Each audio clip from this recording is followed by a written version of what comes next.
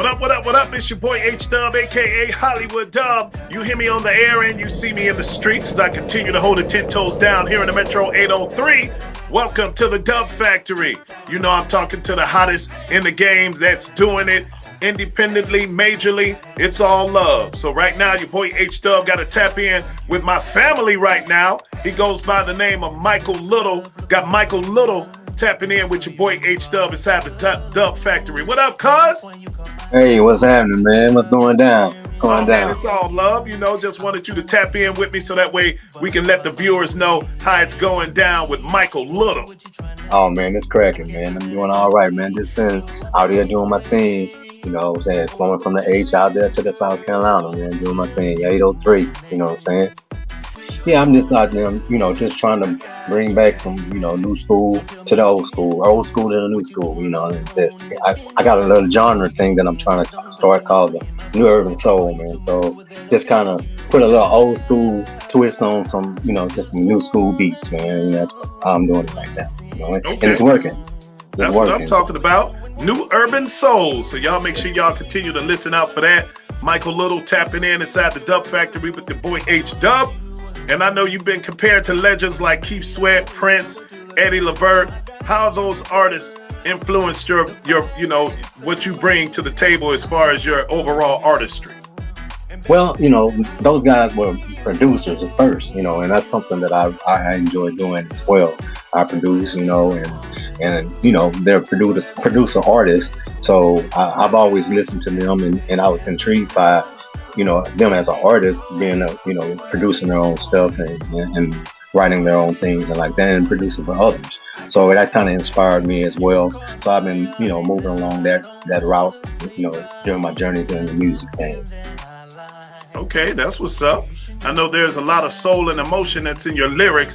So what inspires your songwriting the most? Life, you know what I'm saying? Just everyday life, you know, because everybody done went through some experiences and stuff. So, you know, I kind of take that and, you know, intertwine it into my music. And like when I listen to a track or create a track, whatever that track makes me feel, that's what I write. You know, that's how I go with it, because it always tells me something. Whatever it tells me, hey, that's gonna be my subject matter. Okay, that's what's up. Just wanted to get a little insight on that. So, when did you realize your music was calling, and what was the journey? How has the journey been since then?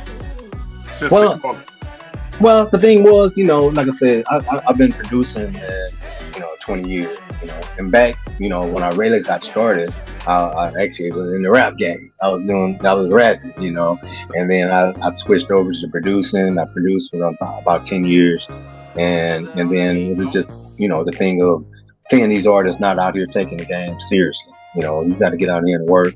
It ain't gonna just happen for you overnight unless you just got it like that. You know, you got to get out here and work. So once I went through that and dealing with an artist that was just, you know, he thought everything was just, you know, gonna be on silver platter, and I took a loss, and then I was like, hey, you know, I'm gonna get out here and do it myself. And ever since I did that, man, it's just been rolling. So 2 years in now, beating the streets, you know, and now I'm here, you know what I'm saying? So just gonna keep grinding until I get to where I need to get to. Yeah. Yeah. Gotta keep pushing. Yes, sir. Yes, sir. Yeah. All right. Well, with your smooth vocals and your powerful stage presence, how do you prepare mentally and emotionally for a performance? Well, you know, the main thing is, you know, when I'm on stage, it's my stage. You know, I always look at it that way, and so I try to come and bring energy. You know, as you know, as a person that's out in the audience, if you go up there looking stale, you know, they gonna feel stale, you know. But if you come out there and bring some energy, you know, be hyped and let them feel what you feel, they gonna somebody gonna feel it, you know. So that's how I like to bring it. All right, that's what's up. What message or legacy do you hope to leave with your music? Well, you know, a new urban soul. Like I say, you know, I'm just trying to bring back that old feeling, you know, good music. You know, everybody, you know, most of these artists, a lot of artists, and I'm not knocking anybody because I love everybody's music. I don't hate on any kind of artist. But the thing is, for me, a lot of them sound the same. So the main thing for me is just to have something different, because that was my thing. Back in the day, you used to hear artists and you immediately knew who that artist was. Right.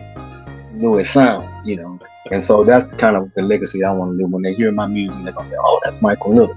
We know that, And so that's my legacy. Is just leave something where when people hear it, they know it's me. Right. Well, that goes hand in hand, because you're called a legend in the making. Yeah, we're gonna try to make that happen for real, though. Yes, sir. I want that's something that's definitely on my record to go on record to saying, hey, I want to be a legend in the making. So that's all good. Yes, sir. As you continue to grow, how do you stay grounded and motivated as you grow in your career? Well, stay modest. You know what I'm saying? Never get bigger than what you are. I don't care how big you get. Always be able to connect with people, connect with a fellow artist or a fellow producer, people as yourself.